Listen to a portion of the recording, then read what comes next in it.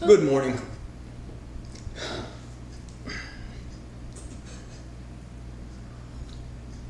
Good morning, class. I'm here with the girl next door, aka Trish, and she has agreed to help me with my motor learning assignment. Trish, thank you so much for helping me out. Absolutely. Anything for you, Daniel. Let me ask you this. Have you ever beatboxed before?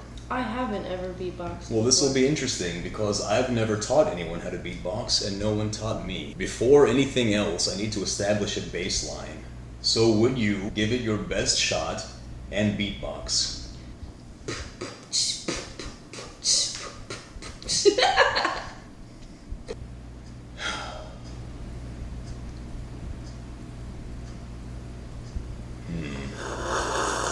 Okay.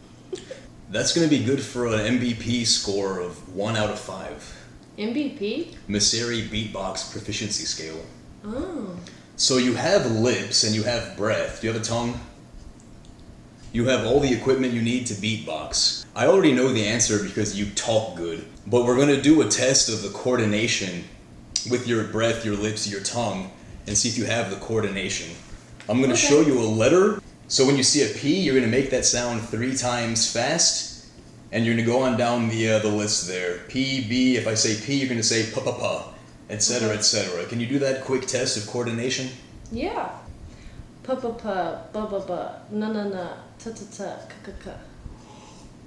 All right, you have lips, tongue, breath, and coordination. The only other thing is rhythm. What do you think, Trish? Can you teach rhythm, or is it something inherent? I think it can be a little bit of both.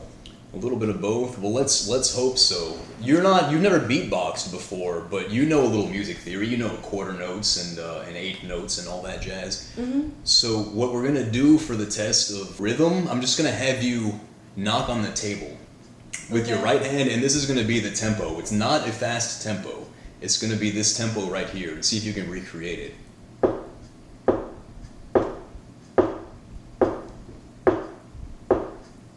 Can you do that?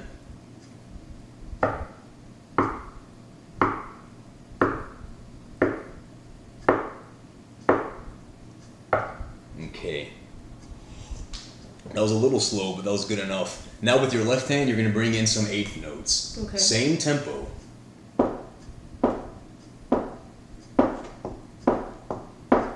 One and 2 and 3 and 4. Can you do that? Better.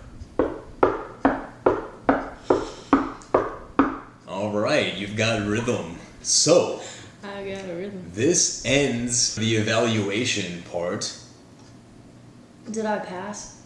Absolutely. Yes. Tomorrow is really going to be lesson 1, and we're going to work on some real techniques to improve your beatbox skills. I'm ready. All right, cool. Good morning, Trish. Good morning, everybody. It's now day 2 of our motor learning assignment. We've established that you have all of the hardware that you need. You have the coordination in your lips and tongue. You have the breath, and you have the rhythm. So today we're finally going to delve in and learn some techniques. For this beatboxing, I'm going to teach you simply 3 sounds. And with those 3 basic sounds, and you can make all of the beats you'll need by combining them in different ways. I'm going to teach you 1 a day, and that way we can really get it dialed in, and everything on day 5 will sort of come together. Now, you've never beatboxed before, but I happen to know that you're a fantastic singer. When you're singing, you want to use your diaphragm. And I always say it's like squeezing the toothpaste from the bottom of the tube. The opposite is true with beatboxing, because you don't have the fine motor control that you need in your diaphragm. So you're going to make that sound by constricting your throat and your mouth ever so slightly, and that forces the air out of your mouth. Oh, okay. And only that way can you get the fine motor control to give me, say, 16th notes. Like. The other thing is, for all 3 of these sounds, your mouth is going to be open, your throat's going to be open. So it gives you a more rich sound because it's more resonance. So you want your mouth and your throat to be this big chamber, and it's going to give you more resonance and a richer sound. Oh. Which one would you like to learn first? Okay, great. Specifically with that sound, the trick here is that your lips have to come together in the same position as if you were making a P or a B. You could say a a P because you're not vocalizing. So it's just a. The trick, however, is you have to keep your mouth and your throat open so that it bounces around. You can't open your lips because then the sound will just kind of dissipate like this. And it's not the rich, deep sound you want because this is mimicking a bass drum. But you can't keep your lips together too close either because then they'll vibrate and you'll get that sound, which you don't want any vibration. You want a clear, crisp sound. So once the sound comes out of your mouth, your lips stay open, but just slightly, and that's going to give you that deep sound that you're looking for. Not bad. Even a little more tight lips. Okay, yeah. You're doing too much of this. Don't hide your lips, you know what I mean? Because when you hide your lips, then they have to sort of unfurl, and that messes up the sound. They're just coming together. And you're keeping that big chamber, you're keeping the mouth open and the throat open. Much better. I hope the camera's picking up on that. That was great. That's it for day 2. I will see you tomorrow. Same table, same clothes. Sounds great.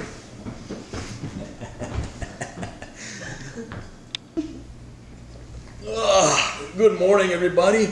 Oh, Trish, you're back. Are you ready for lesson 2? I am ready. Let's recap lesson 1. We learned the sound. Now, do you remember our tempo from the eval? Do you remember our quarter notes? Bingo! But now, instead of knocking on the table, I want to hear that.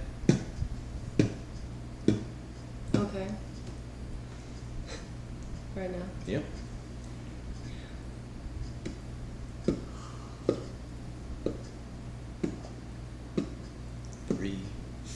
So today's lesson is all about the, or you might call it the sibilance. It's the sort of sound that a cymbal would make. Same thing. Your mouth is open, your throat is open, and you expel the air not with your diaphragm, but with your throat and your cheeks and your mouth. So you're gonna put your tongue in the same position as if you were making a T sound, ta-ta-ta. Just the tip of your tongue is on the roof of your mouth. The rest of your tongue is down so that it's forming this nice big pocket. Your mouth is open, your throat's open. And not with your diaphragm, but with your mouth and your throat, you're just gonna...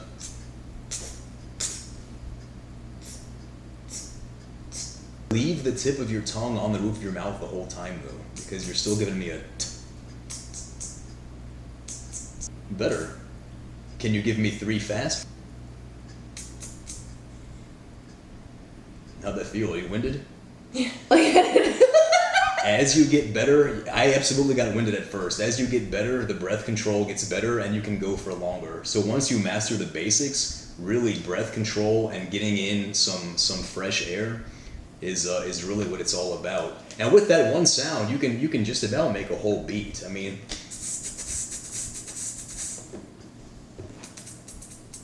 that sounds like the cymbals. Yeah, sibilance. Cool. Yeah. So we're mimicking the bass drum. Cool. So now, give me that same. Do I look too casual? So now, give me the same beat. Give me the quarter notes. In between, we're gonna bring up some 8th notes. So it's gonna sound like this.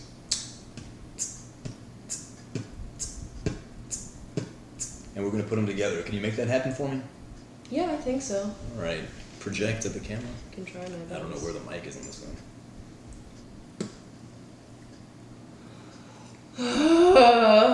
How long did it take you to learn how to do it? First, I would just, with my throat closed, I would... See, I can inhale and do it. But I cannot be the rich sound that I can with my throat open, like this. You hear the difference? Yeah. But the difference is when I'm with my throat open, I cannot inhale. Oh. So you have to take little breaths during the downbeat. Oh. Or in between, yeah. That's good. So give me that nice, deliberate tempo.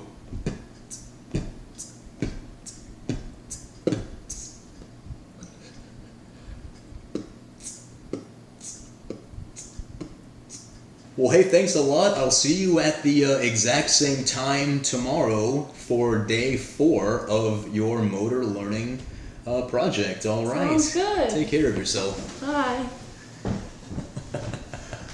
Welcome to lesson 3. Remember that in yesterday's lesson, we combined the first 2 sounds by introducing eighth notes. Can you go ahead and do that if you remember it from yesterday?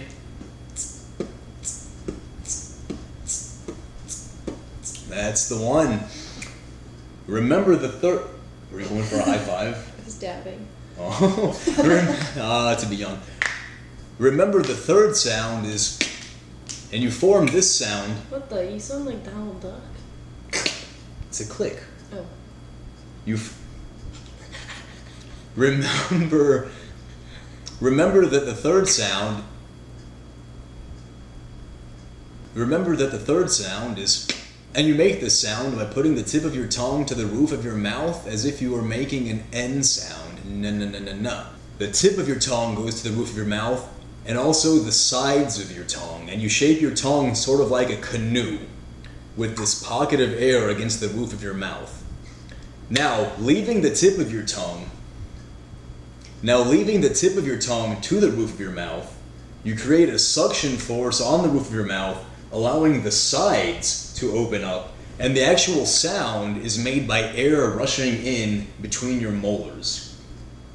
A lot of people are inclined to do it only out of one side of their mouth, like this.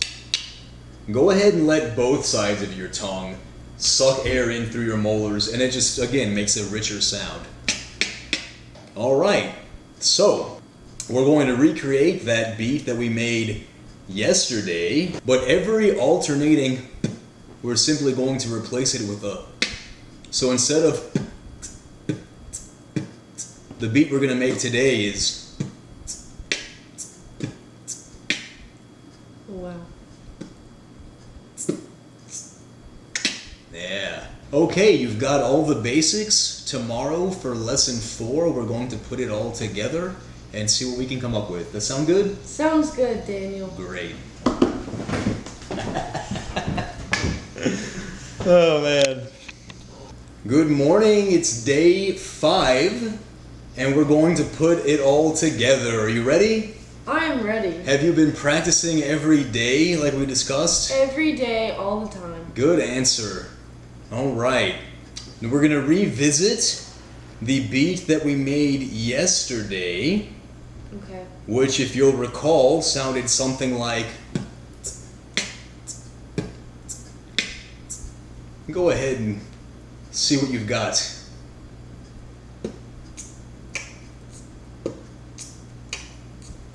You see that improvement? If I go back and play you the video from 5 days ago of how you sounded at the beginning, it's like night and day. It's true, I was a lost cause. No. Alright, so making a beat is as simple as. We have to add something else? Of course, it's day 5. Oh my gosh. Trish, you know a little bit about music. Do you know what I mean when I say grace note? No. Okay, well, it's really a 16th note, but it's going to be syncopated, so they're not going to stand orderly like soldiers. They're going to kind of lean on each other like the Last Supper. So, what we have done is. And now we're just going to beef it up a little bit, so it's going to sound like this. You think I can do that? I know you can, Trish. That's it! And you see, folks, anybody can learn to beatbox after just 5 lessons. Recall that this is a continuous motor skill, and rhythm and tempo are obviously very important, but it's not fatiguing. So you can do this every day, throughout the day, anytime you're relaxing. Yep. I'm holding my breath like this.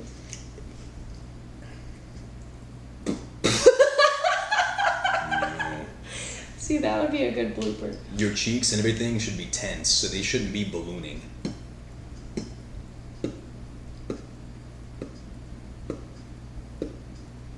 Got it. Not bad.